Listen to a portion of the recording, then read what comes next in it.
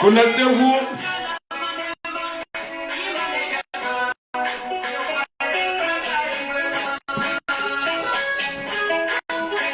Je prends mon Kubuna.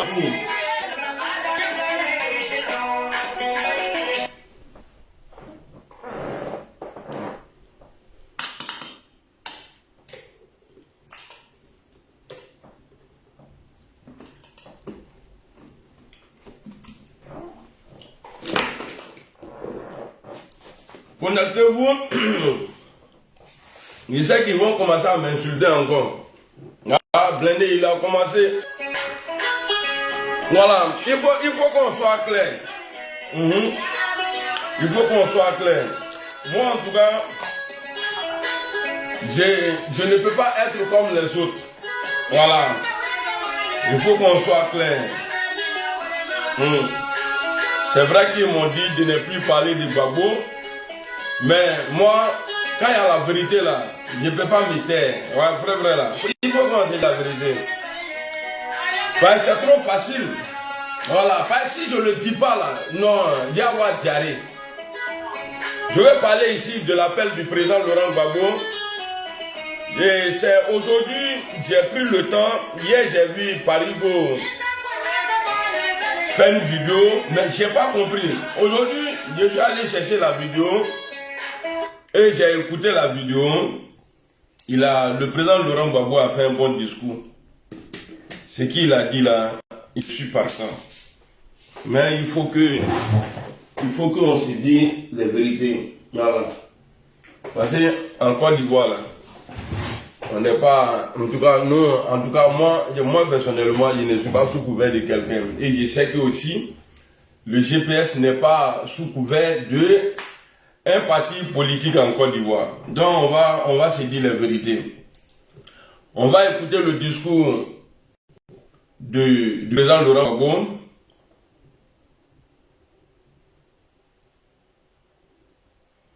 Il dit quoi? Bonjour, amiral. Il a dit quoi? Bonjour, amiral. Et tribaliste aussi, point d'interrogation. Vos maladies là, moi je ne suis pas dedans. Votre maladie des tribalistes là, moi je ne suis pas dedans.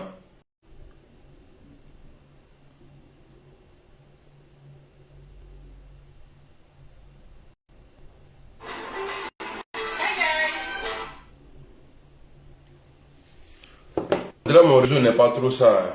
Mon téléphone là, depuis hier, je ne sais pas il a quoi.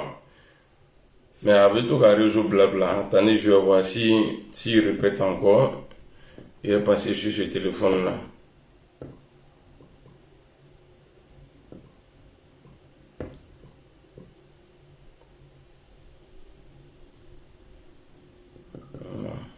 Attends. Je vais titrer GPS PPACI.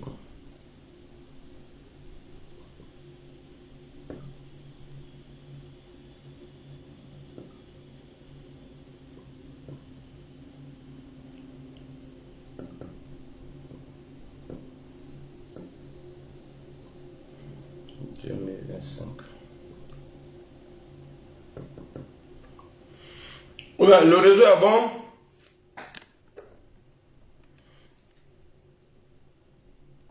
J'étais en train de répondre à un gars ici, là, Brou. Je sais que toi tu es pété. Voilà, pareil, le nom Brou là. Ça c'est le nom pété. Tu poses question si je suis tribaliste. C'est parce qu'Alassane Ouattara a tout gâté. Lui-même il est plus tribaliste que tout le monde aujourd'hui. Sinon vous là, vous les militants du PPACI là, est-ce qu'il y a plus tribaliste que vous? Vous les militants du PPACI là. Je dis bien les militants du PPACI. Est-ce qu'il y a plus tribaliste que vous?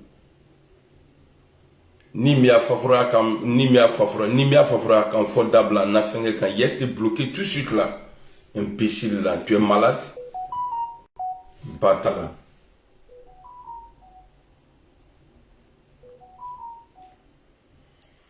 Ouais, comment tu vas? Ouais, ça va. Donne-moi 30 minutes, je vais t'appeler tout de suite là. Je suis en direct. Ni Nalia Fafra quand Dora Seura en tourni.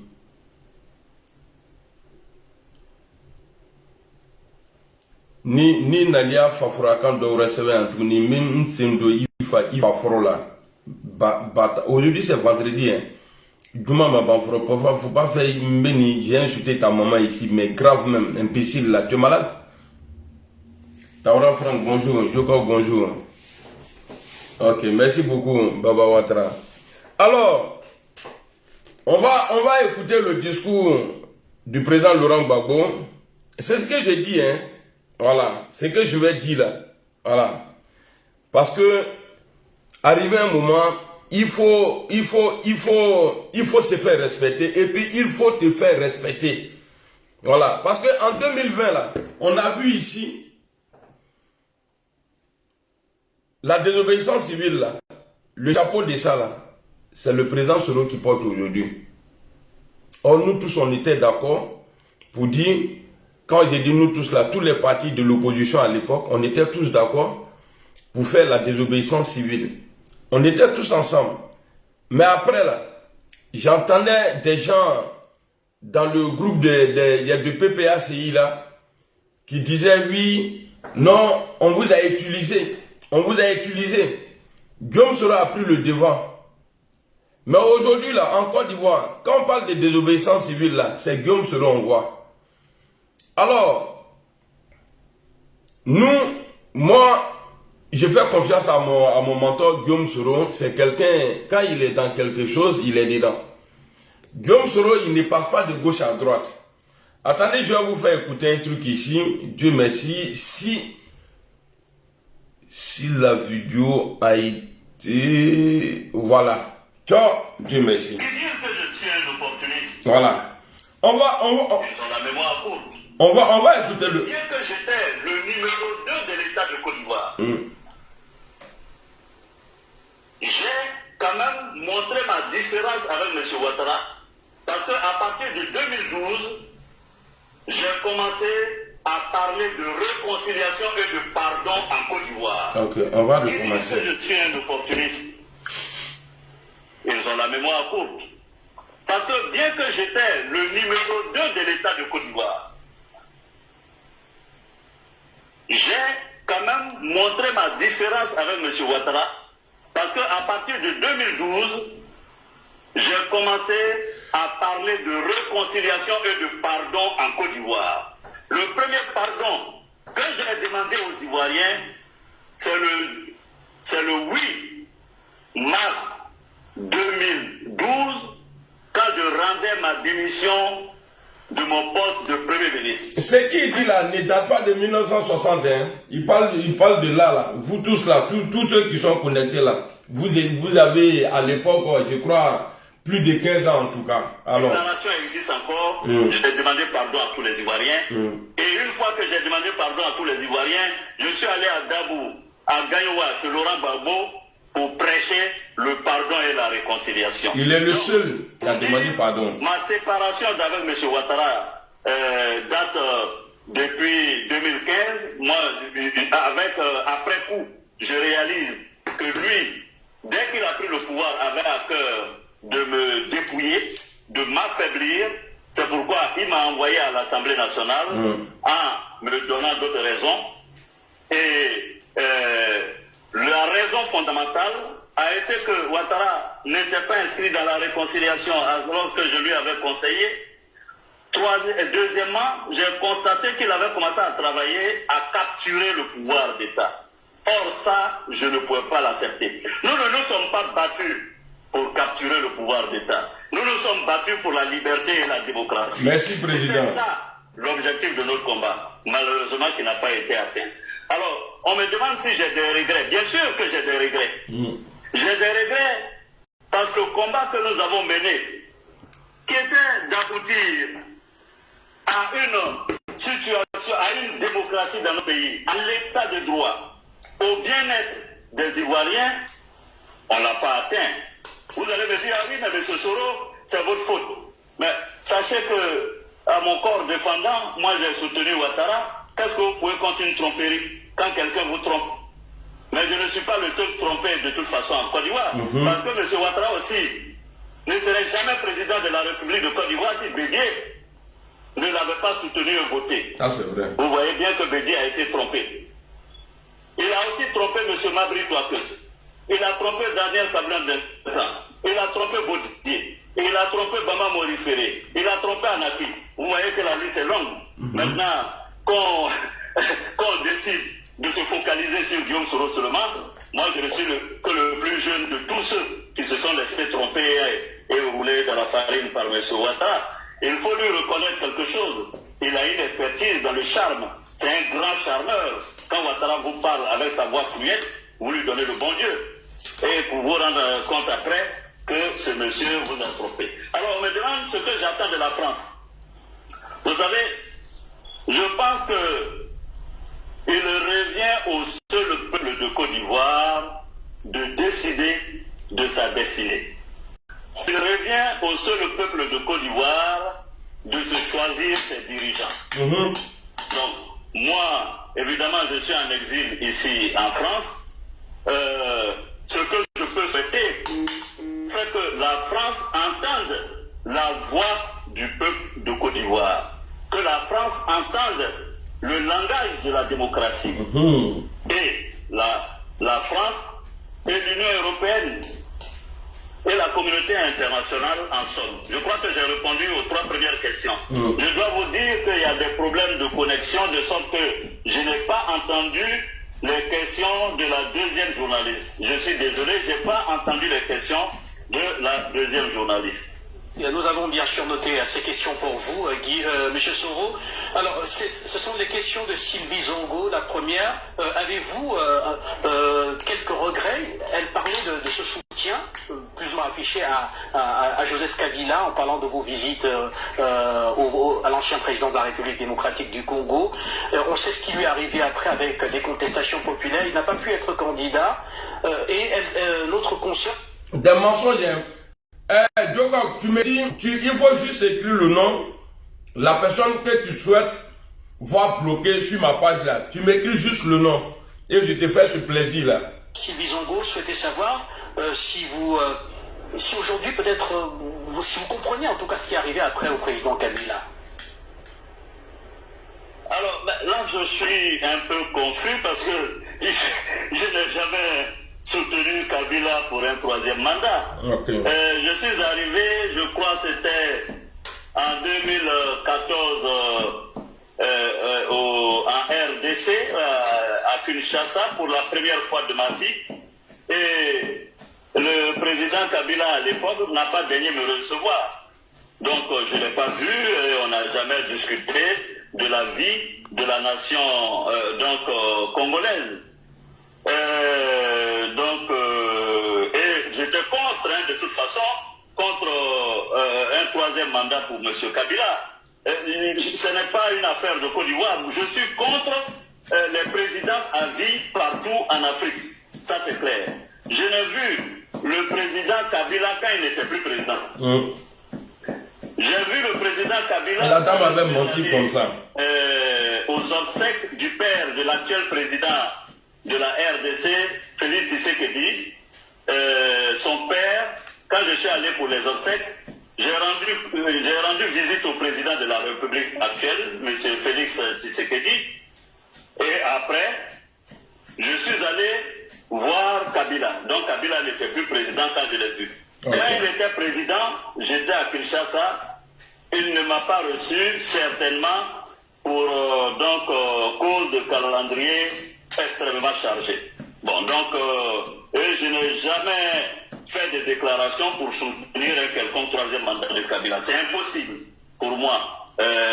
Je suis constant et cohérent dans mes engagements. Depuis l'université, j'ai été contre les partis uniques. Je me suis battu contre. Nous avons eu le multipartisme. Je fais partie de ceux qui souhaitaient l'alternance politique en Côte d'Ivoire. Jamais je n'irai soutenir un autre mandat ailleurs.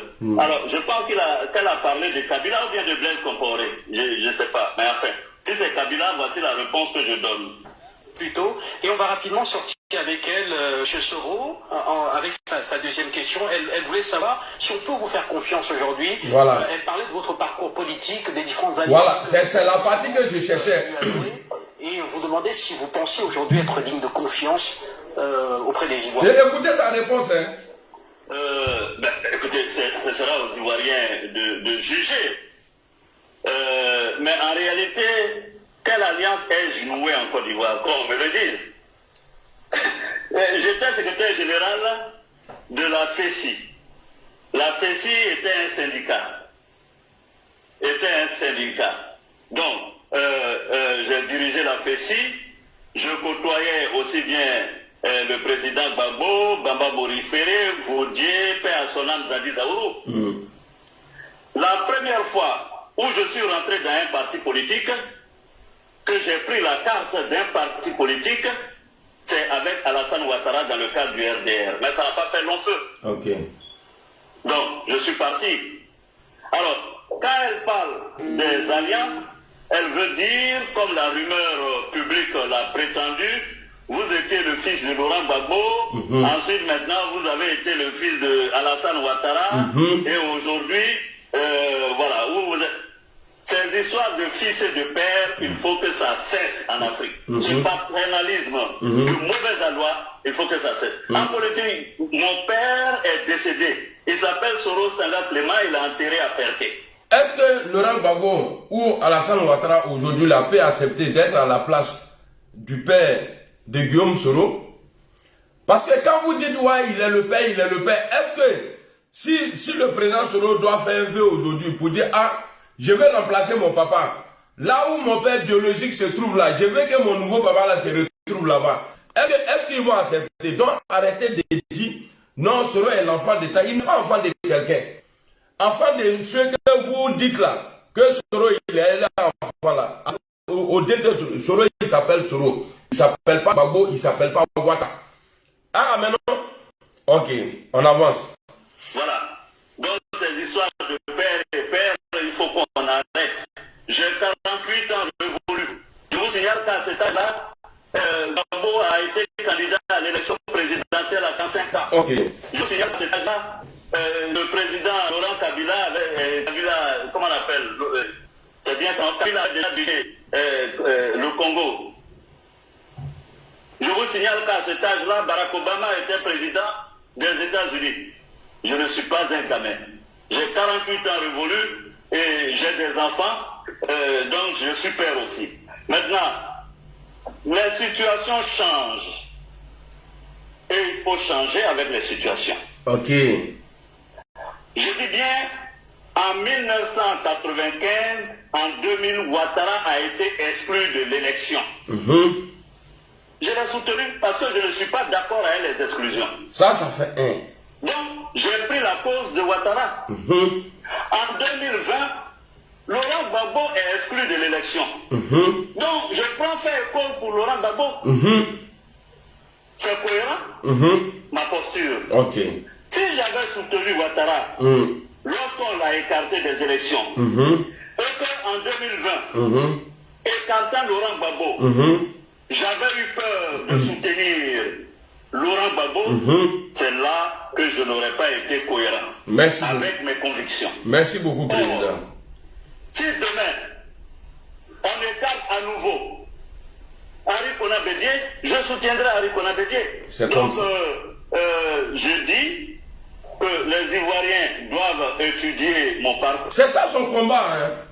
Le combat du président Soro, là, c'est ça. Parce que le président Gbagbo Laurent nous dit que c'est Guillaume Soro qui m'a présenté Charles Blé Goudé.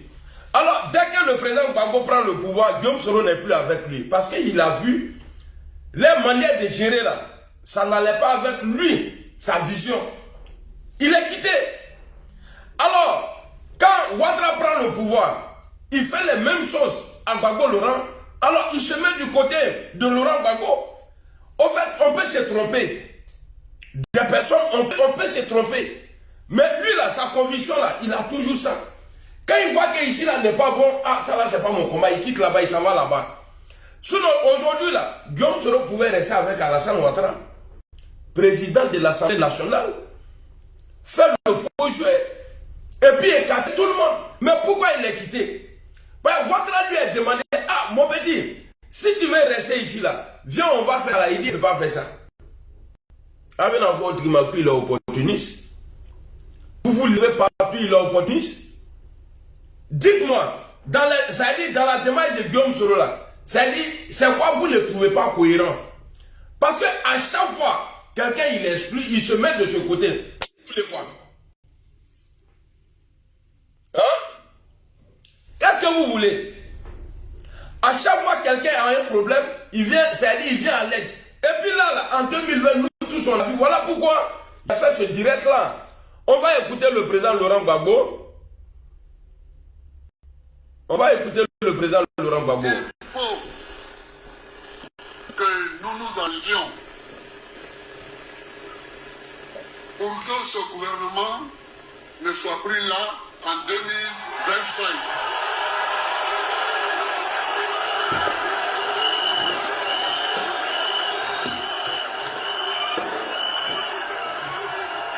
Il faut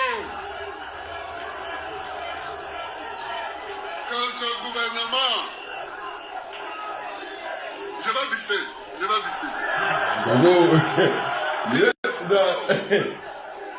Il me plaît quoi, voilà. Il te compte même. Là, c'est quelqu'un, il dit, on dit biser, il dit, je vais biser, Je vais visser. Calmez-vous, Il faut que ce gouvernement ne soit plus au gouvernement en 2025. Ok. Ça dit, ça c'est notre objectif. Ça dit tout Ivoirien, presque toute l'Afrique, tout le monde, ça dit tout le monde a la même chose dans la tête. Parce que le gouvernement de Ouattara est devenu empoisonnant. Il faut qu'on enlève Ouattara au pouvoir et c'est ce qu'on va faire. Mais est-ce qu'on va être sincère?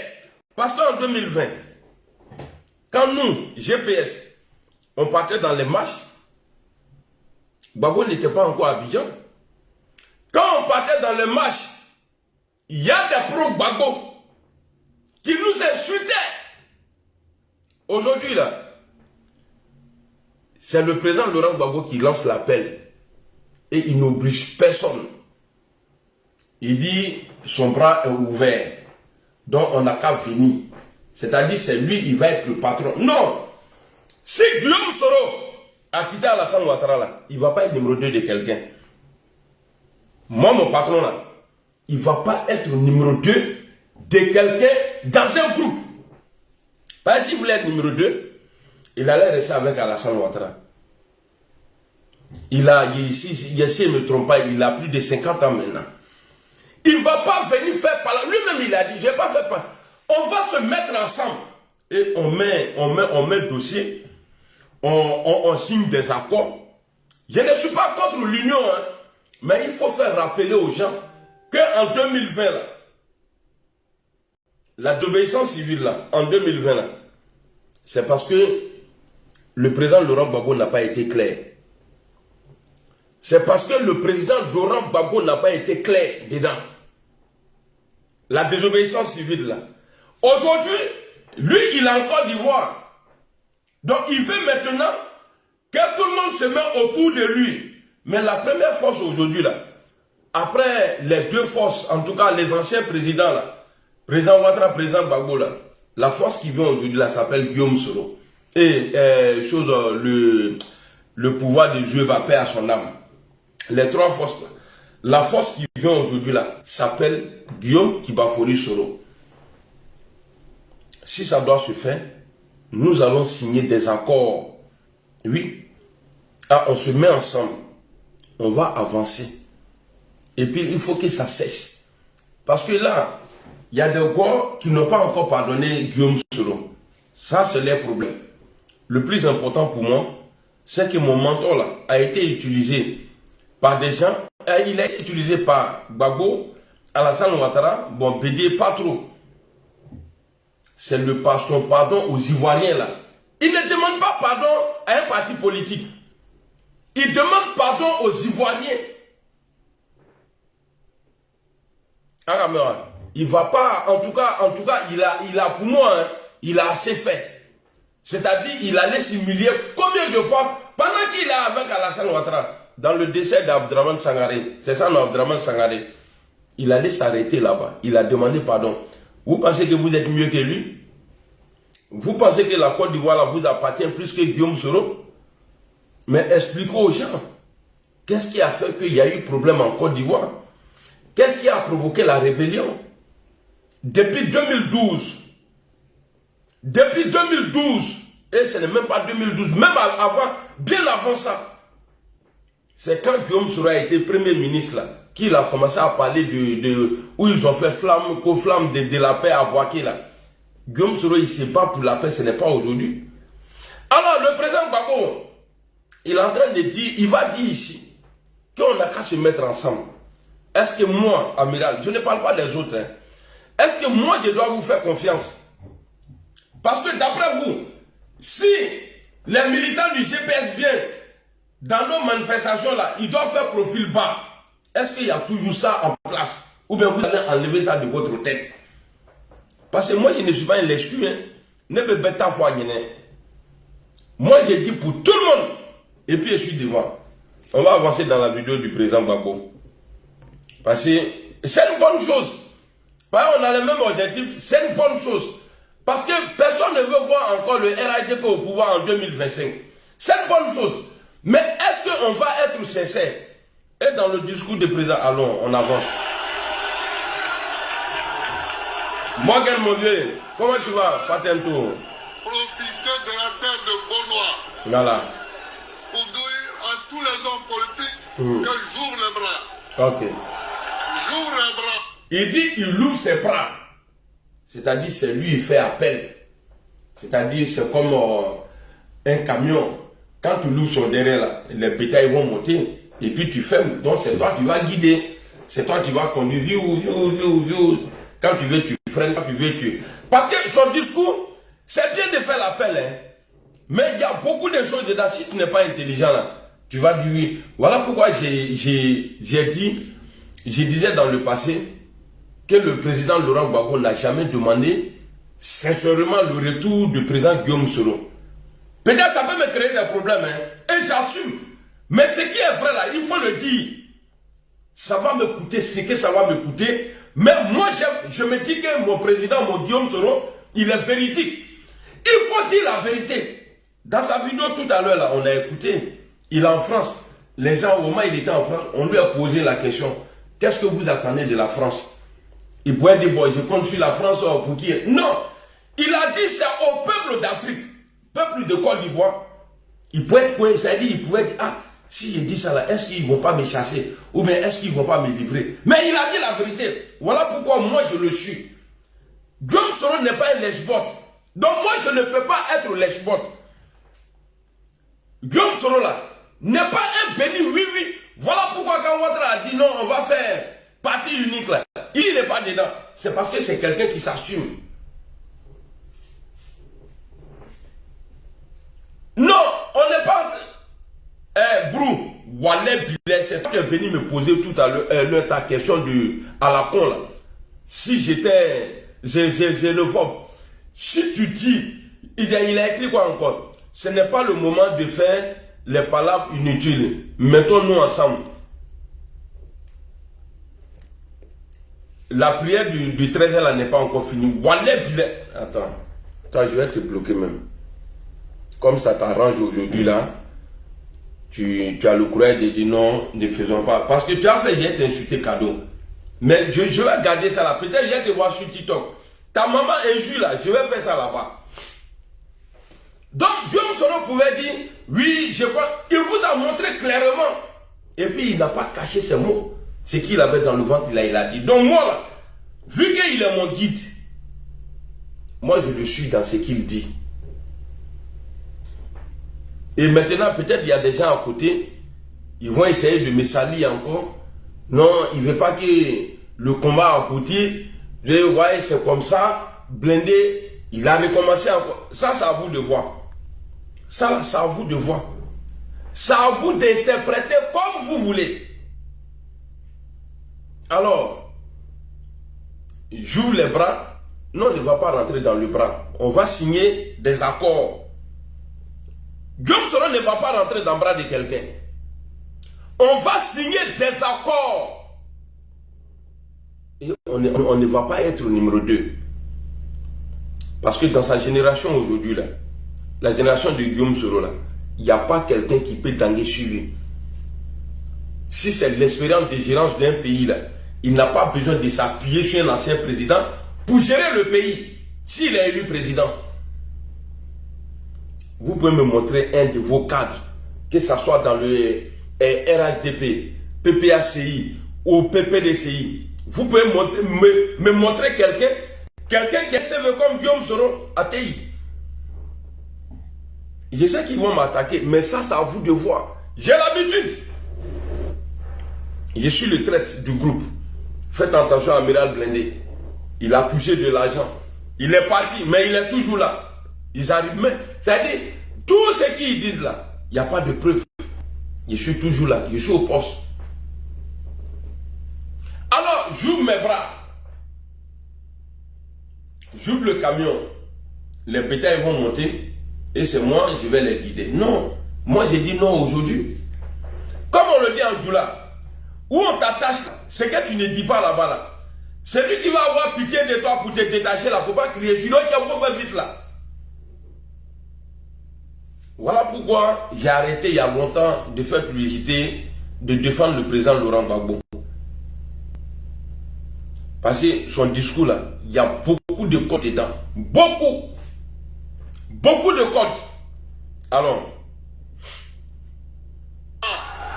tous ceux qui veulent un rassemblement clair, politique, sain, pour battre ce gouvernement, j'ouvre les bras, je les attends.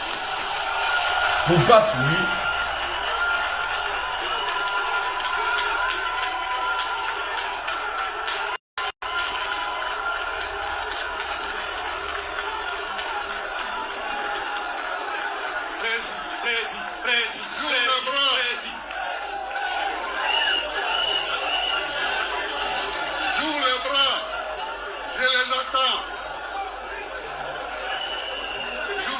je les entends. Mais attention, il ne faut pas essayer de faire de la roublardise avec nous. Il ne faut pas dire, bon, je vais m'approcher de Gbagbo, et puis